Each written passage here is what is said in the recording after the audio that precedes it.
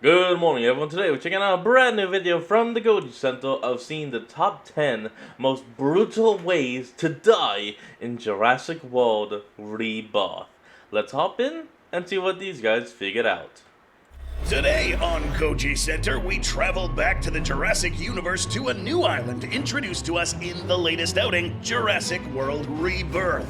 With new creatures comes new dangers, and with new dangers comes new ways to die. So hang tight, because today on the analysis platform, we'll simulate in detail what happens when playing God goes off the rails, and our own creations come back to bite us in the ass in the most gruesome ways possible. Yeah, this literally isn't for the weak, so if you have the guts to make it to the end, prove it. Smash that subscribe button and witness, for the first time ever, 10 ways to die in 3D.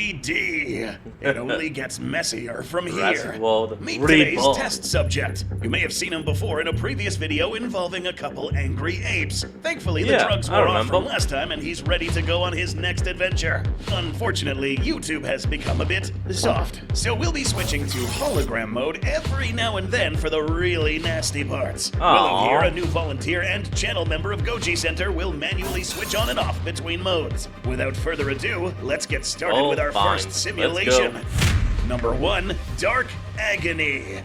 Aside from getting shredded and eaten alive by a hungry theropod, perhaps the next worst thing is getting shredded and eaten alive while blinded. At least when your eyes aren't out of commission, you would at least know when or where the next blow would come from. And you might even pull off a ridiculous stunt like Owen did.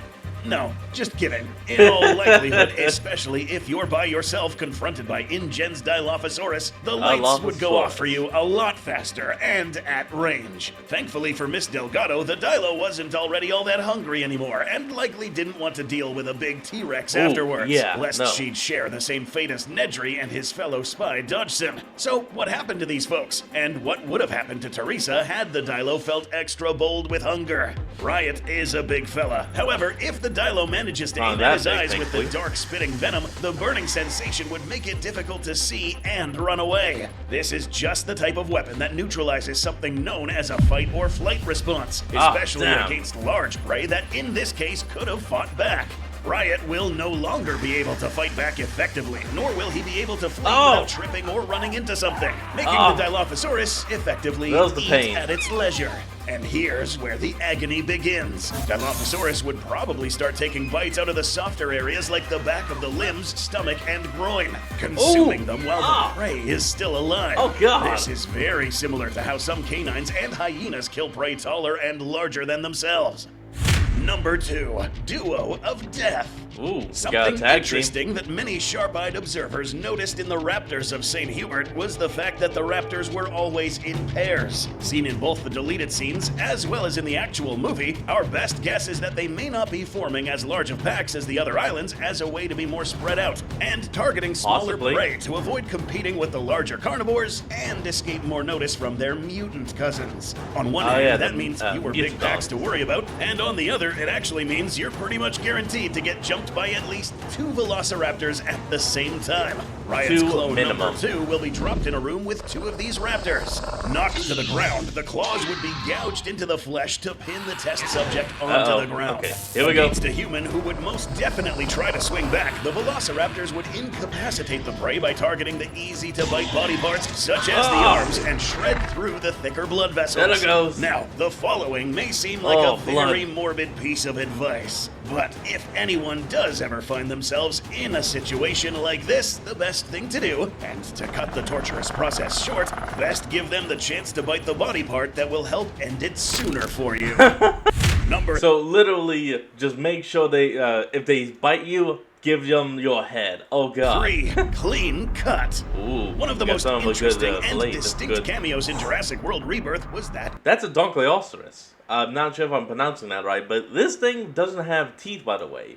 This quote-unquote teeth here at the front is just skull that has been sharpened. Of this fella, Dunkleosteus. Now, this one in particular is a bit larger than what it actually was in real life, especially after its size got nerfed with more recent evaluations. So, what would this obviously genetically buffed Dunkleosteus be capable of in the oceans of the Jurassic universe? Something like this was used to consuming other armored fish. Armored animals that, if not swallowed whole, may not have their head be worth digesting due to all the bone. So, if it didn't swallow anyone whole, which would mean a slow death via a combination of drowning and stomach acid, the victim would likely wind up bisected, since it would be used to biting the upper head off. Dropping Riot into our test tank here, we'll find that this bite, inflicted by jaws that act like shears, would very easily bite through Riot, who does not carry an exoskeleton around. This clean cut means the upper body, or the brain, would be conscious for a short time as the upper body sinks to the bottom while Riot sees the dunk swim away with his bottom half.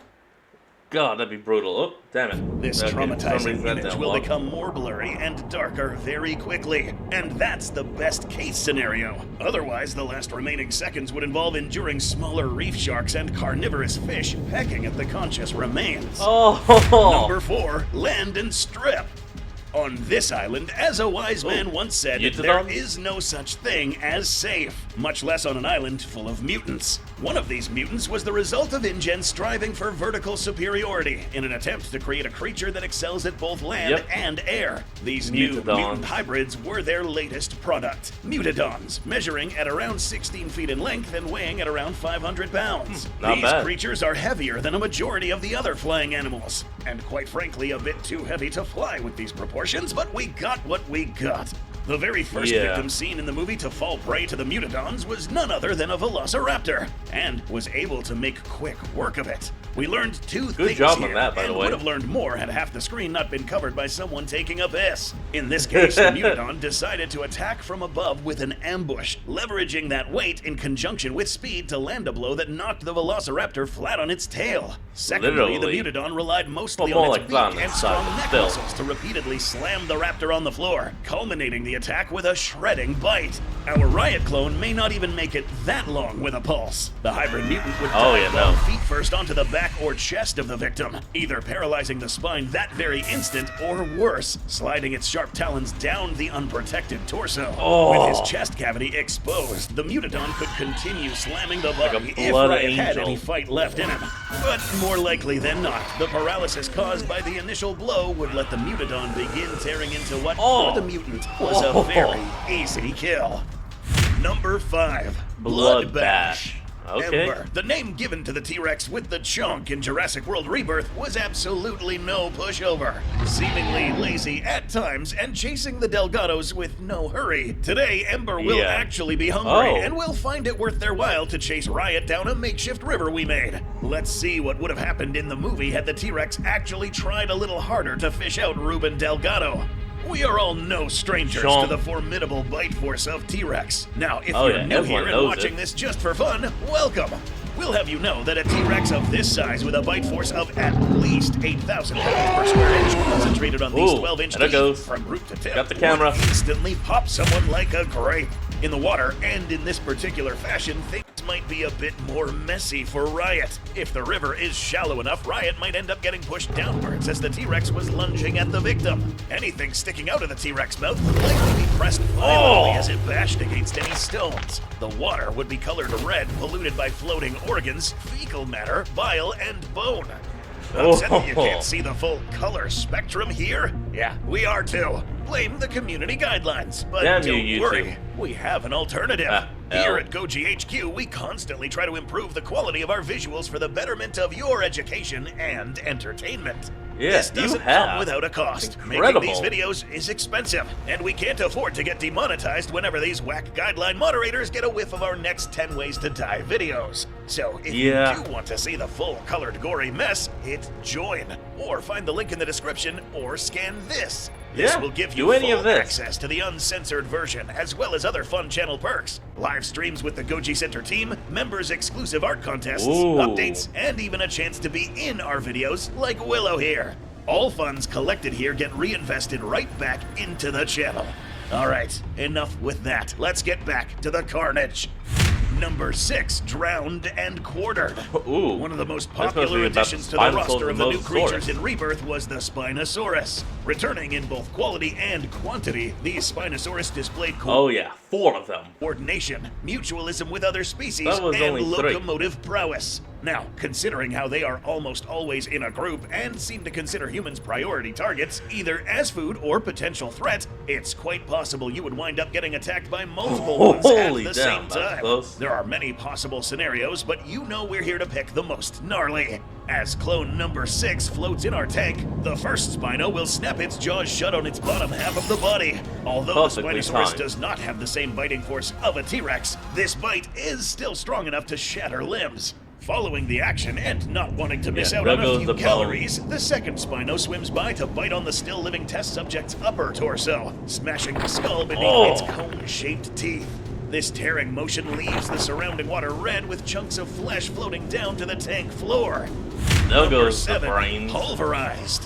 Now, what could possibly do that? And even worse than a T-Rex. This next creature isn't a carnivore, but rather the animal with the potential to be the most powerful land creature in the entire franchise. Because of Ladies its and size? gentlemen, meet the the Titanosaurus. In this franchise, You a mean massive Argentinosaurus? sauropod slapped with a more marketable name makes its debut, featuring a very marketable Alright, appearance Titanosaur. with a not-so-accurate set of stats. Here's where this part of the episode hits a few variables. Finally, something to rival the Mosasaurus when it comes to size shifting between shots. The most official listings for the Titanosaurus give it a height of just over 15 meters tall. However, on screen, that's its pretty size big. tends to increase to anywhere between over 20 meters tall in some shots to ballooning over 40 meters tall in others. This makes the Damn. stated 11 or so ton mass even more ridiculous, considering at its largest on-screen size, the mass would be over 3,000 tons. So, what will do the pulverizing? So yeah, it would pretty much just collapse under its own weight. This tail makes up about 18% of its volume and is around half its overall length and is relatively thin. This means that any force applied to it is going to be all transferred to this relatively thin area. Exceptionally good for swatting any nuisance from InGen's asset spreadsheet, the not whip. so good for our test subject. So, it was once proposed that some sauropods with thin whip-like tails could break the sound barrier. In truth, they were fast, but a 2022 reevaluation found that it was not near as fast as these bold claims. The more realistic figure was 27 meters per second or 60 miles per hour. So That's we'll still be pretty conservative fast. with the following figures. If the ridiculous 11-ton metric was used, that would still yield 5 meganewtons of force, sending Riot flying dozens of meganewtons. meters after Well. being split in two.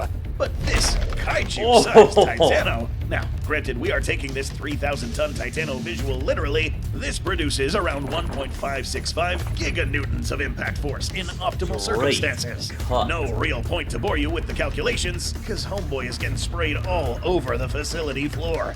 No, we aren't kidding.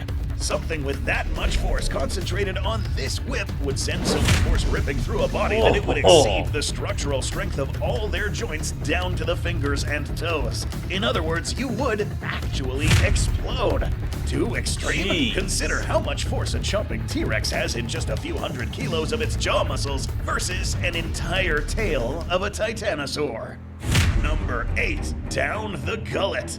One of the most gnarly and disturbing deaths seen in Jurassic World this Rebirth bug. was that of Leclerc, the nice I fellow know it's not a bud, but come on. who made his exit down the big bird's gullet. Seemingly motionless, perhaps if he was unalived right here, it would have spared him from feeling the tight walls of the esophagus and pool of stomach bile that awaited down below. A far more would be violent, but at terrible. least quicker way to go would be getting packed. InGen's cats differed from Biosyn's in that this beak was wider and more robust. Oh, it's still Quetzalcoatl. pointed enough to impale lesser creatures and be swung with enough speed to act like a lance. Getting rammed in the back or chest would result in the beak shattering the ribcage and collapsing the lungs. Heart and lungs pushed aside and the arteries shattered. This is a very bloody mess. The aftermath is a corpse with ribs sticking out of the opposite end. Good news is that this method is much faster than getting swallowed, but terrifying for anyone watching. This is I actually a scaled up bet. variant of what some real-life birds like herons can do.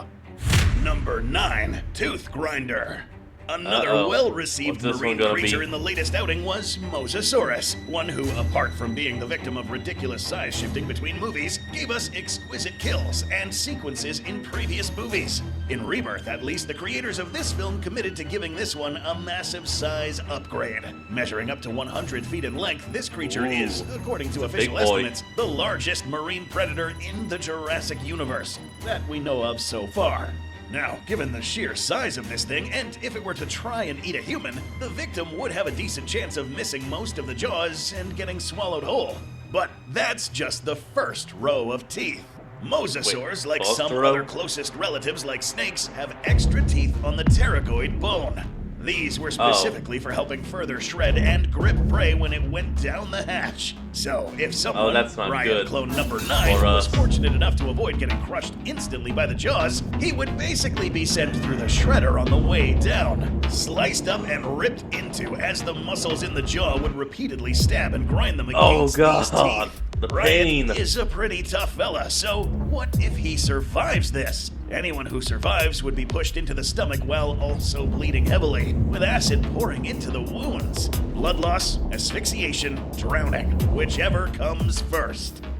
Number 10, Distorted. The only way out of any of those stomach ones is to hopefully have a knife on you. No other creature in this list is better at distorting the human figure than the Distortus Rex. Loved and hated by the masses, and would have also been received so had it made its debut in Nublar. This malformed atrocity was still functional enough to breathe, walk, and hunt. Or how else would this thing grow to be 8 meters tall? Hey, only good news about it, it can't reproduce as far as we know. Part of its success was likely due to its forelimbs, and at the end of these were hands armed with 3 digits, one acting as an opposable thumb. This allowed this animal to reach out, extending its range quickly to ensnare a victim and bring it close to its mouth. From here, we can select from many methods. Instantly crushed by the hands if it Hulk smashed down hard enough to turn your skull into a pancake, gripped and squeezed between the fingers until your fluids are forced out of your mouth, bitten and snapped into as it holds onto the lower body just to chew you in half like it's eating a candy bar. Getting played with like a toy and swung around, getting bashed against objects until you're bludgeoned to death, getting manhandled and unalived by a dexterous creature like the T-Rex, or Indominus, or Indoraptor, or Scorpius is certainly one of the worst ways to go. Anything with a thumb. The rule of thumb, if it has thumbs, run. I like that. That's funny. Alright everyone, that is going to be the end to today's video, and I hope you all enjoyed this. Remember to like, comment, and subscribe for more. Link to the original will be in the description below, and I'll see all of y'all next time when we flick back on. Till then, this is Fox, signing out. Peace.